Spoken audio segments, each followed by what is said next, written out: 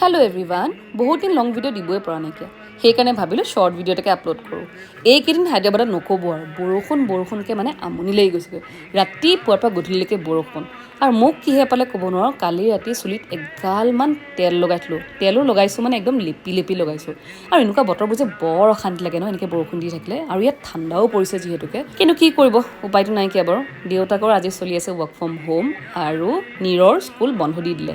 এনেকৈ বেছি বৰষুণ দিলে তাহাঁতৰ স্কুল প্ৰায় বন্ধই দি দিয়ে। ৰাতিপুৱা 7মান বজাতে মেছেজ আহিয়ে যায়। গতিকে তেওঁ পূৰা দেউতাকৰ লগতে আৰাম কৰি আছে। মই গাটো ধুই আহোঁগৈ। গা ধুই ওলাই আহোঁ মানে দেখিলোঁ নীৰ আৰু দেউতাক উঠিলে, আৰু দেউতাকে বিছনাখনো পাৰি থৈ গৈছে আকৌ দেই। বাকী এতিয়া নেক্সট টেনশ্যন আৰম্ভ হৈ গ'ল, কাপোৰ সোপা ক'ত মেলিম।